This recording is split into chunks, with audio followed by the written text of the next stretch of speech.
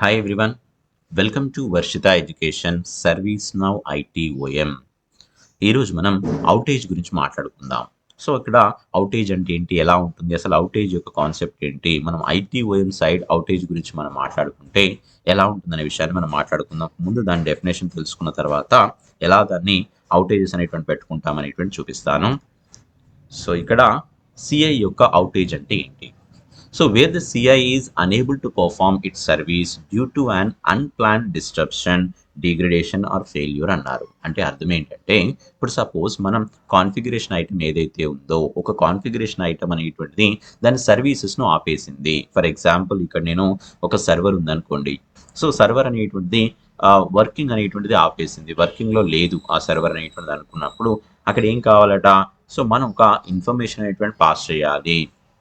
ఏమని? సో ఈ సర్వర్ అనేటువంటిది కమ్యూనికేషన్ అనేటువంటి ఎస్టాబ్లిష్ చేయట్లేదు. సో ఎటువంటి కమ్యూనికేషన్ అనేటువంటిది ఇవ్వట్లేదు. అంటే దీని ద్వారా ఏం చేస్తాం, ఎప్పుడు స్టార్ట్ అయింది ఈ ప్రాబ్లం, ఎప్పుడు స్టార్ట్ అయింది అనేటువంటిది కూడా మనం ఇక్కడ ఇస్తాం.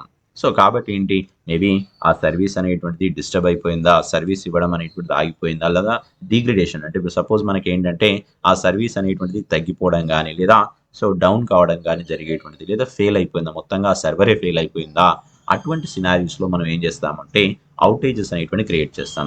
సో దీనివల్ల లాభం ఏంటి? మరి చాలామందికి ఒక పెద్ద డౌట్ ఏంటంటే, సో ఈ అవుటేజెస్ వల్ల బెనిఫిట్ ఏముందండి, మనకి ఇక్కడ ఏమైనా గ్రాఫికల్గా ఏమైనా రిప్రజెంటేషన్ చేస్తుందా, అట్ ద సేమ్ టైం ఏంటంటే మనం ఇప్పుడు ఒకసారి కనుక అవుటేజ్ కనుక క్రియేట్ చేసామనుకోండి, ఇంకా దాని మీద టికెట్స్ని క్రియేట్ చేయనివ్వదా అంటే అలా ఏముండదు.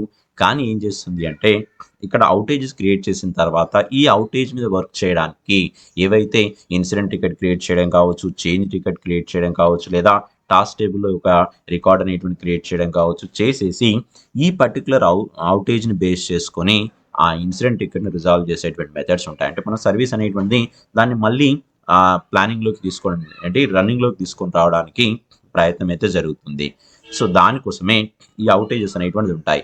అండ్ మోర్ ఓవర్ ఇంకొక విషయం ఏంటంటే, సిఐ యొక్క అవుటేజెస్ అనేటువంటిది ఎక్కువగా దేనికి పనిచేస్తాయంటే, ఇఫ్ ఇన్ కేస్ మనం ఒక సిఐ ఓపెన్ చేసామనుకోండి, ఆ సిఐ మీద మనకు ఎన్నిసార్లు ఈ సర్వీస్ అనేటువంటిది డౌన్ అయింది, అసలు ఎప్పుడు స్టార్ట్ అయింది, ఎన్ని రోజులు ఆ ప్రాబ్లం అనేటువంటిది రిజాల్వ్ అయిపోయింది అనేటువంటి విషయాన్ని కూడా అక్కడ సో క్లారిటీ వస్తుంది.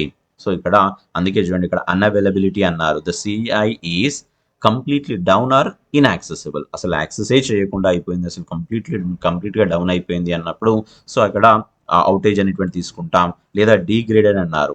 So the CI is functioning but at a lower capacity or with significant delays అన్నారు. సో ఏదైనా చాలా తక్కువ మొత్తంలో డేటాను కమ్యూనికేట్ చేస్తూ అంత పర్ఫార్మెన్స్ అనేటువంటి ప్రాపర్గా చేయట్లేదు అనుకున్నప్పుడు కూడా డీగ్రేడ్ అని ఇస్తాం. సో దీనివల్ల ఇంపాక్ట్ అనేటువంటి దేని మీద పడుతుంది, సిఐ మీద పడుతుందా లేదా? సో ఇక్కడ చూడండి, the outage effects depend services or business operations related on the CI. ఈ పర్టికులర్ సిఐ మీద రిలేట్ అయినటువంటి వేరే వాటి మీద ఇంపాక్ట్ పడుతుంది అనేటువంటి విషయాన్ని కూడా ఉంటుంది. అయితే ఈ అవుటేజ్ అనేటువంటిది మరి స్టార్టింగ్ టైం ఉంటుంది, ఎండ్ టైం ఉంటుంది. స్టార్టింగ్ టైం అంటే ఏంటి, ఇప్పుడు సపోజ్ ఒక సర్వీస్ అనేటువంటిది ఇవ్వట్లేదు, సో ఆ పర్టికులర్ డేటా అనేటువంటిది కమ్యూనికేట్ చేయట్లేదు అంటే ఏం చేస్తారు అంటే అవుటేజ్ అనేటువంటి స్టార్ట్ చేయడం జరుగుతుంది. సో అవుటేజ్ అనేటువంటిది బిగిన్ అవుతుంది. సో మరి ఎప్పుడు మన అవుటేజ్ అనేటువంటి ఎండ్ అవుతుంది అంటే ఆ సర్వీస్ అనేటువంటిది మళ్ళీ ఎప్పుడైతే రీస్టోర్ అవుతుందో సో అప్పుడు మనం ఆ ఎండ్ టైం అనేటువంటిది కూడా ఇవ్వడం అయితే జరుగుతుంది. ఓకేనా? సో దీన్ని మనం ప్రాక్టికల్గా ఇప్పుడు చూద్దాం ఎలా ఉంటుంది, ఏం చేద్దాం అనేటువంటిది. ఇది మన పర్సనల్ డెవలపర్ ఇన్స్టాన్స్. ఈ పర్సనల్ డెవలపర్ ఇన్స్టాన్స్లో నేను ఒక అవుటేజ్ అనేటువంటి క్రియేట్ చేస్తాను. అండ్ అవుటేజెస్ క్రియేట్ చేసేసి ఎలా దాని మీద అవుటేజెస్ అనేటువంటిది ఎలా పెట్టుకోవచ్చు, ఆ సర్వీస్ అనేటువంటిది ఎలా డిస్టర్బ్ అయిన తర్వాత మళ్ళీ ఎలా రిస్టోర్ చేయొచ్చు అనేటువంటిది. ఆఫ్ కోర్స్ రిస్టోర్ చేయడం అనేటువంటిది ఏంటంటే అది మనం ఏదైతే సర్వర్ను మనం రిపేర్ చేయడం కానీ, సర్వర్ను మనం మెయింటెనెన్స్లోకి తీసుకెళ్ళడం కానీ అవి చేయొచ్చు. బట్ మనం అప్లికేషన్ ద్వారా సో సర్వీస్ అనేటువంటిది ఎలా రిస్టోర్ అయినటువంటిది ఇప్పుడు చూద్దాం. సో దానికోసం ఏంటంటే ఆల్ మీద క్లిక్ చేసుకొని మనం డిపెండెన్సీ వ్యూస్లోకి వెళ్ళండి.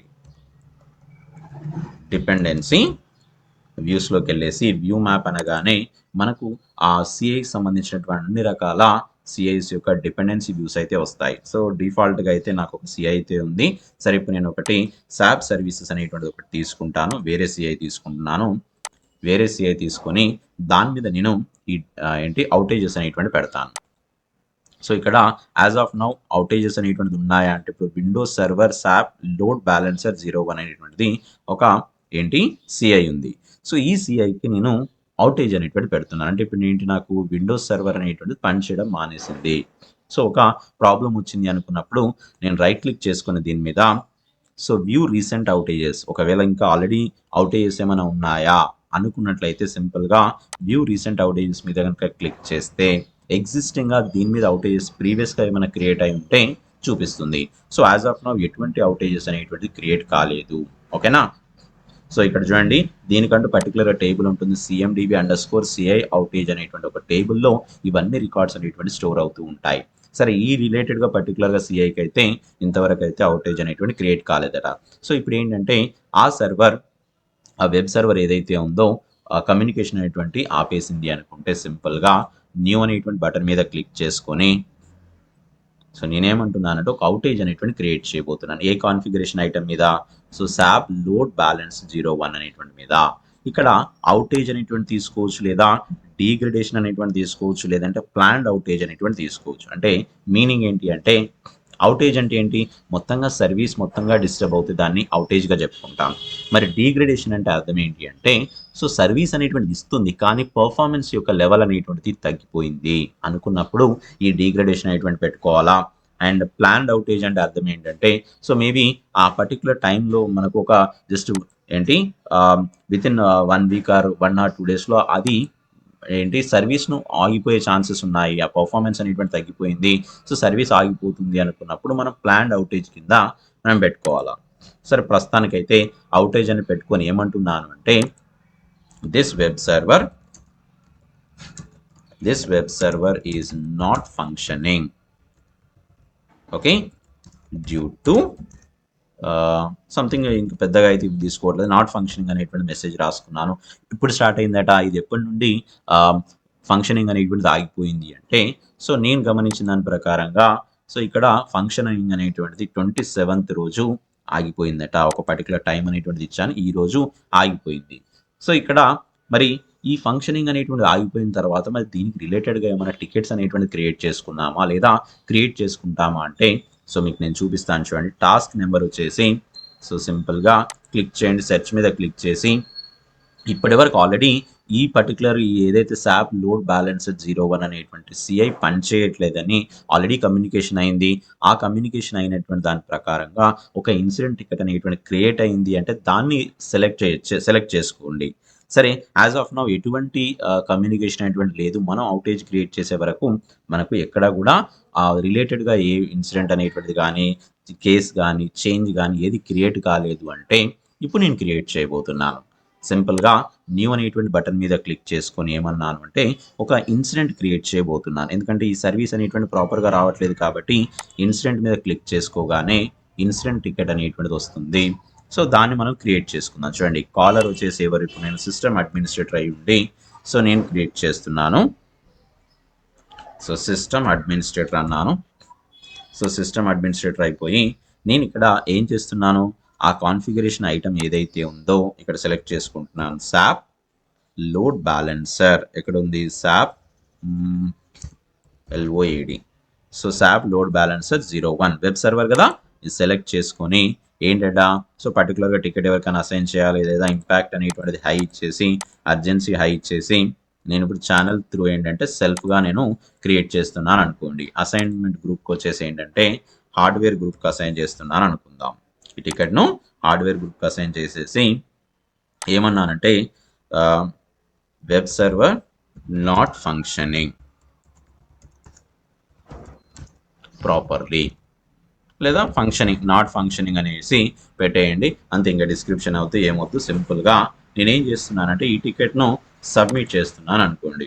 సో అంటే ఏంటి ఇక్కడ, సో ఇప్పుడు ఈ అవుటేజ్కి రిలేటెడ్గా ఒక ఇన్సిడెంట్ అనేటువంటి క్రియేట్ అయ్యింది. అండ్ షార్ట్ డిస్క్రిప్షన్ వచ్చేసి సేమ్. సో ఇక్కడ కూడా web server is not functioning from last 2 days.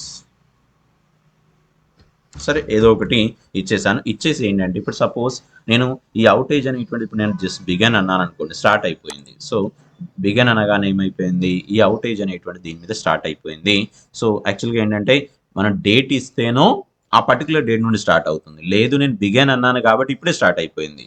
So లేదు ఇంకా మనం మార్చాలి అంటే కూడా మనం మార్చుకోవచ్చు. ఆ టైమింగ్ అనేటువంటిది ఇప్పుడే ఇచ్చినప్పుడు ఏంటంటే ఇప్పుడే స్టార్ట్ అయిపోయిందని వచ్చింది. అట్లా కాదు, సో నేను నిన్ననే స్టార్ట్ అయిపోయింది అని అనగానే అటువంటిప్పుడు ఏం చేస్తారంటే మీరు దీని మీద అప్డేట్ అనండి, ఆటోమేటిక్గా సో నిన్న డేటే వస్తుంది, 27th ఆ డేట్ నుండి వస్తుంది. సరే, ఇప్పుడు ఓకే, ఈ ఇన్సిడెంట్ మీద వర్క్ చేస్తాను. సపోజ్ ఇన్సిడెంట్ మీదకి వెళ్తున్నాను నేను. ఇక్కడ ఇన్సిడెంట్ డాట్ లిస్ట్ అనేటువంటి తీసుకొని ఈ ఇన్సిడెంట్ అనేటువంటిది ఏదైతే ఉందో system administrator web server is not functioning అన్నారు కదా. సో దీన్ని సంథింగ్ ఏదో ఒక ఏంటి హార్డ్వేర్ పీపుల్ వాళ్ళు ఈ టికెట్ అనేటువంటి రిజాల్వ్ చేశారు అనుకుందాం, ఎందుకంటే ఇది వాళ్ళు రిజాల్వ్ చేయాల్సినటువంటి కేటగిరీ. సరే, ఏదో ఒక సిచ్యువేషన్లో ఇది రిజాల్వ్ అన్నారు అనుకోండి. రిజాల్వ్ అనేసి పర్టికులర్గా ఆ రిజల్యూషన్ నోట్స్ అనేటువంటిది ఇచ్చారు. సో సొల్యూషన్ ప్రొవైడెడ్ సంథింగ్ ఏదో డేటా ఇచ్చారు అనుకుందాం. ఇచ్చేసి ఎప్పుడైతే నేను రిజాల్వ్ అనేటువంటి పెడతానో, పెట్టగానే ఏమైపోయింది అంటే మనకి ఇన్సిడెంట్ టికెట్ అనేటువంటి కంప్లీట్ అయిపోయింది. అంటే అర్థం ఏంటి, వెబ్ సర్వర్ అనేటువంటి మళ్ళీ రన్నింగ్లోకి వచ్చింది అని అర్థం కదా. ఈ రన్నింగ్లోకి వచ్చింది అనగానే ఇప్పుడు చూడండి, ఈ ఈ మనకి ఏదైతే తీసుకున్నామో దీన్ని ఎండ్ చేస్తున్నాము. ఎండ్ అంటే ఎక్కడ, సో ఈ అవుటేజ్ అనేటువంటి కాస్త ఈ రోజుతోని ఈ పర్టికులర్ టైంతోని అవుటేజ్ అనేది అయిపోయింది.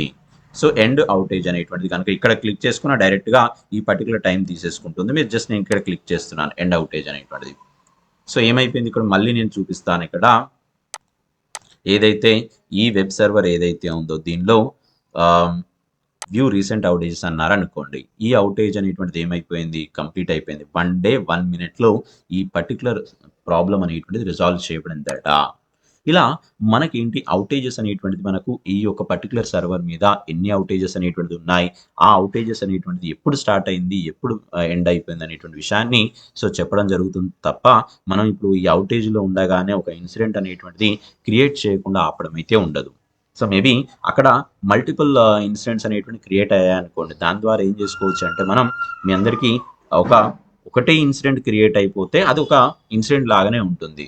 సో లేదు, అదే ఇష్యూతోనే మనం మల్టిపుల్ ఇన్సిడెంట్స్ కనుక క్రియేట్ అయ్యాయనుకోండి, దాన్ని ఒక ప్రాబ్లం లాగా ట్రీట్ చేస్తారు.